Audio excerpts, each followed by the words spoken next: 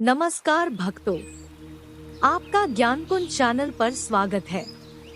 कार्तिक मास महात्म्य कथा अध्याय 7 व 8। नारद जी ने कहा, हे राजन, कार्तिक मास में व्रत करने वालों के नियमों को मैं संक्षेप में बतलाता हूँ, उसे आप सुनिए। व्रती को सब प्रकार के आमिष, मांस, उड़द, राई, खटाई तथा नशीली वस्तुओं का त्याग कर देना चाहिए। व्रती को दूसरे का अन्न ग्रहण नहीं करना चाहिए, किसी से द्वेष नहीं करना चाहिए और तीर्थ के अतिरिक्त अन्य कोई यात्रा नहीं करनी चाहिए। देवता, वेद, ब्राह्मण, गाय, व्रती, नारी, राजा तथा गुरुजनों की निंदा भी नहीं करनी चाहिए। व्रती को दाल, तिल, पकवान व दान किया हुआ भोजन ग्रहण नहीं करना चाहिए। किसी की चुगली या निंदा भी नहीं करनी चाहिए। किसी भी जीव का मांस नहीं छूना चाहिए। पान, कत्था, चूना, नींबू, मसूर, बासी तथा झूठे अन्न का भी प्रयोग नहीं करना चाहिए। गाय, बकरी तथा भैंस के अतिरिक्त अन्य किसी पशु का दूध नहीं पीना चाहिए। कांसे के पात्र में रखा हुआ पंचगव्य, बहुत छोटे घड़े का पानी तथा केवल अपने लिए ही पका हुआ अन्न प्रयोग करना चाहिए। कार्तिक माह का व्रत करने वाले मनुष्य को सदैव ब्रह्मचर्य का पालन करना चाहिए। उसे धरती पर सोना चाहिए और दिन के चौथे पहर में केवल एक बार पत्तल में भोजन करना चाहिए। व्रती कार्तिक माह में केवल नरक चतुर्दशी, जिसे छोटी दिवाली भी कहा जाता है, के दिन ही शरीर में तेल लगा सकता है। कार्तिक माह में व्रत करने वाले मनुष्य को सिंघाड़ा, प्याज, मट्ठा, गाजर, मूली, काशीफल, लौकी, तरबूज इन वस्तुओं का प्रयोग बिल्कुल नहीं करना चाहिए। रजस्वला, चांडाल, पापी, म्लेच्छ, पतित, व्रतहीन, ब्राह्मण द्रोही और नास्तिकों से बातचीत नहीं करनी चाहिए। भगवान विष्णु को प्रसन्न करने के लिए अपनी शक्ति के अनुसार चांद्रायण आदि का व्रत करना चाहिए और उपर्युक्त नियमों का पालन करना चाहिए।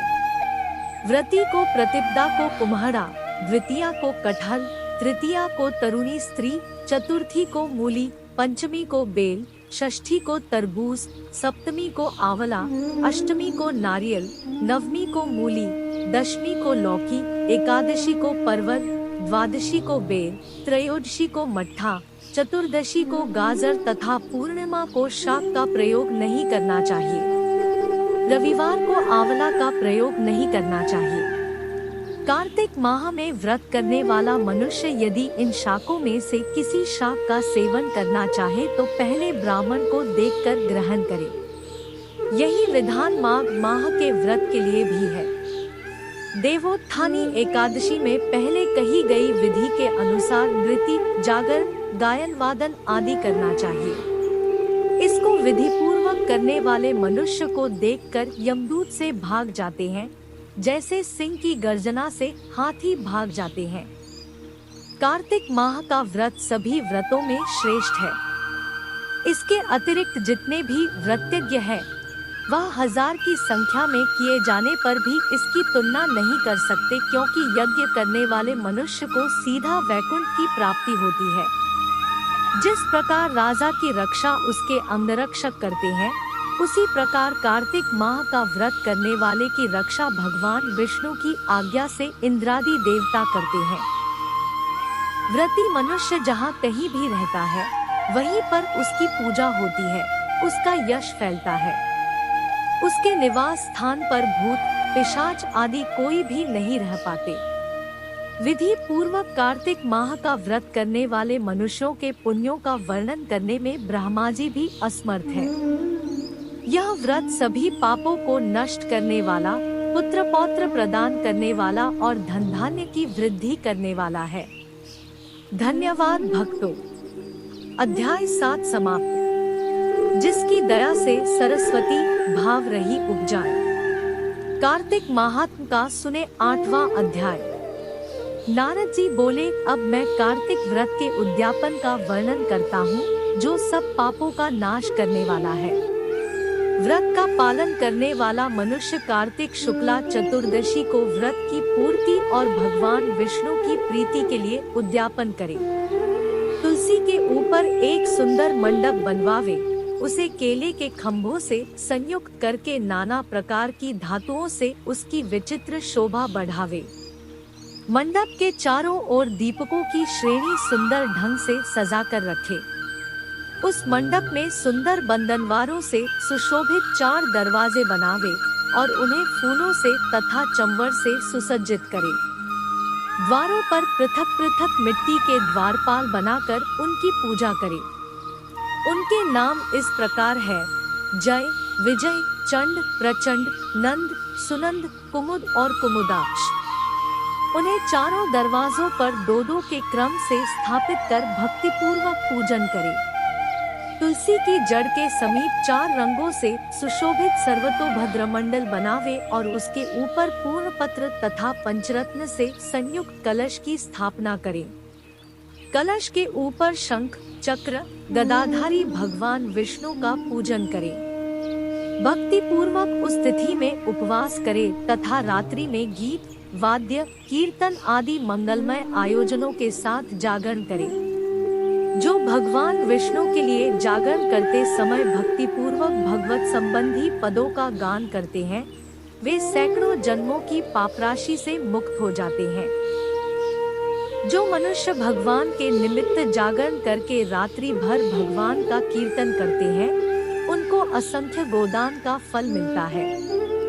जो मनुष्य भगवान की मूर्ति के सामने नृत्य गान करते हैं, उनके अनेक जन्मों के एकत्रित पाप नष्ट हो जाते हैं। जो भगवान के सम्मुख बैठकर कीर्तन करते हैं और बंसी आदि बजाकर भगवत भक्तों को प्रसन्न करते हैं तथा भक्ति से रात्रि भर जागरण करते हैं, उन्हें करोड़ों तीर्थ करने का फल मिलता है। उसके बाद पूर्णमासी में एक सपत्नीक ब्राह्मण को निमंत्रित करें। प्रातः काल स्नान और देव पूजन करके वेदी पर अग्नि की स्थापना करे और भगवान की प्रीति के लिए तिल और खीर की आहुति दे। होम की शेष विधि पूरी करके भक्ति पूर्वक ब्राह्मणों का पूजन करे और उन्हें यथाशक्ति दक्षिणा दे। फिर उनसे इस प्रकार क्षमा प्रार्थना करे: आप सब लोगों की अनुकंपा से मुझ पर भगवान सदैव प्रसन्न रहें। इस व्रत को करने से मेरे 7 जन्मों के किए हुए पाप नष्ट हो जाएं और मेरी संतान चिरंजीवी हो। इस पूजा के द्वारा मेरी सभी मनोकामनाएं पूर्ण हो। मेरी मृत्यु के पश्चात मुझे अतिशय दुर्लभ विष्णुलोक की प्राप्ति हो। पूजा की समस्त वस्तुओं के साथ गाय भी गुरु को दान में दे। उसके पश्चात घरवालों और मित्रों के साथ स्वयं भोजन करे।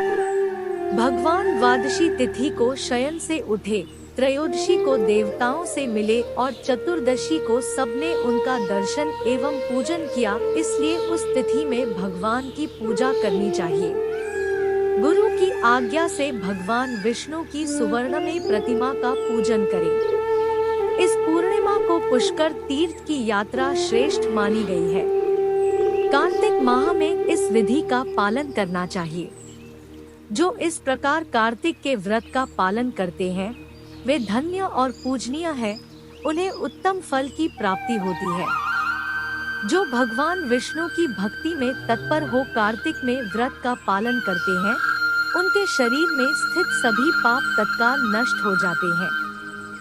जो श्रद्धा पूर्वक कार्तिक के उद्यापन का महात्म्य सुनता या सुनाता है, वह भगवान विष्णु का सायुज्य प्राप्त करता है। धन्यवाद भक्तों।